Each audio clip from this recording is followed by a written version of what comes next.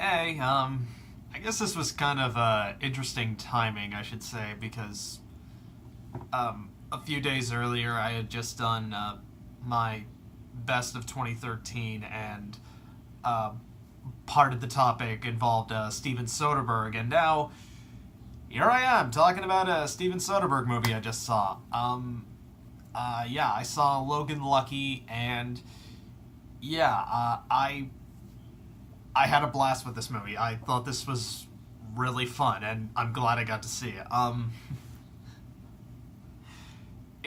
It was kind of interesting. I had completely forgotten that Steven Soderbergh announced his retirement after Side Effects, so I had no idea what was going on. But then when I was looking up on Wikipedia uh, that this film was Soderbergh's return to directing films after retirement, I was kind of it just caught me by surprise. Like, wow, that completely blew by me. um, but yeah, Logan Lucky. For to me, I think this film has sort of the same. How to describe it? I feel like this has the same kind of tongue-in-cheek mood, or at least in terms of what you know of the premise. It does have the premise does have that um, quirky attitude toward it, the same way Magic Mike did. Um, uh, Drastically different movies, but Logan Lucky. This was definitely a fun, full-on American film. Is the best way I could describe it. Like, I doubt anyone's gonna.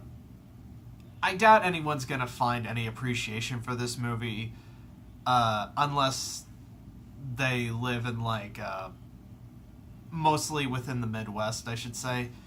Um, but even then, the because this has it definitely has that American smell to it, and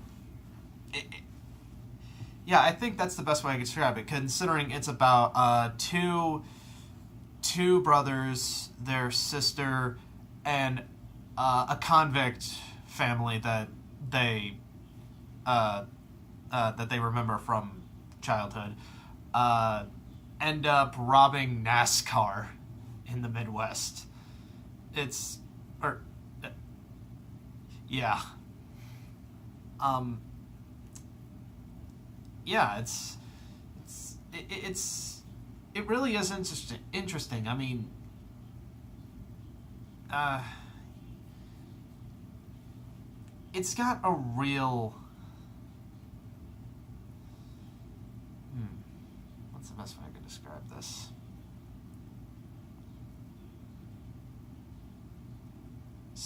Just something about the tone of this movie just manages to really mix in some good levels of, you know, heist thriller, but also make it just really relaxing and very funny. Because I remember when I heard about the cast for it, I gotta say, the cast for this film is really interesting because they work with each other so well. Channing Tatum and Adam Driver are fantastic. Like, I buy into their relationship as brothers. Like, they manage to get along and know each other pretty damn well, and yeah, and Daniel Craig, I gotta say, this is a real turning point for him. Yeah, just I can understand why the marketing was saying introducing Daniel Craig, because you know a lot of people would assume, you know, when you heard Daniel Craig, you were only thinking, oh, it's just James Bond again. But no, this time around, it's like, no, okay, you've seen this Daniel Craig, but now here's Daniel Craig. And, yeah, he really does give the best performance in this movie, because he just manages to, even when he's in a joking attitude, it's like you still take this guy, like, you find what he's saying funny, but you still take this guy seriously as if that was intentional, like that's just part of the plan. He really does steal every scene he's in, and I can definitely see why they built him up in the marketing. Like, yeah, sorry, I'm rambling. But yeah, I could definitely see this like be a turning point for him, and like not only after he leaves James Bond, but honestly as through an acting standpoint, I feel like he would definitely be a big contender for best supporting actor, if you ask me. Yeah, and I forget who the two women were. Hold on.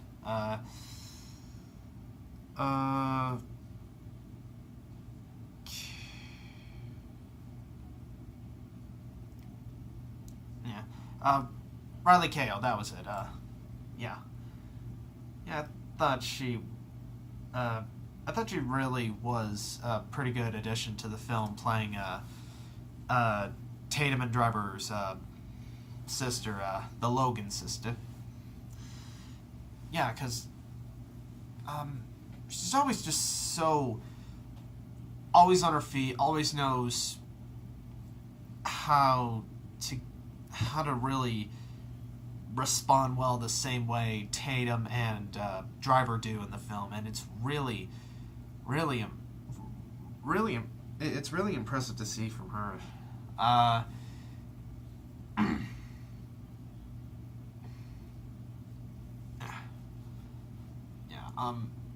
I just love how the script is able to really take some interesting turns, like, and always also be so relaxing, because that's something that I noticed throughout watching this film. It's kind of relaxing, despite it being a heist film.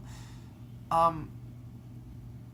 don't know, it just kind of has that feeling like, everything's going smoothly, and, somebody,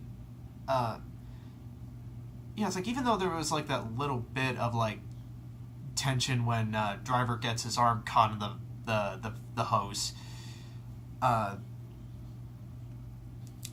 you always feel like, someone's one step ahead of the game, or maybe someone's going to double-cross the other.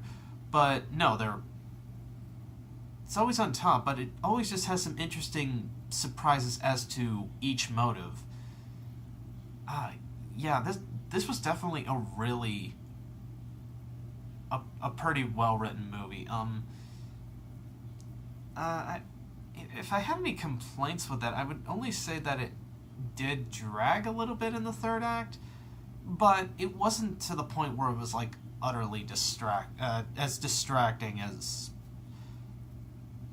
it could have been. But that's just like that's just one tiny little detail. Other than that, it's definitely a really solid movie. If you get a chance, go see Logan Lucky. I really recommend this movie. You'll have a blast. I guess while I'm at it, I might as well talk about some other films that I saw recently.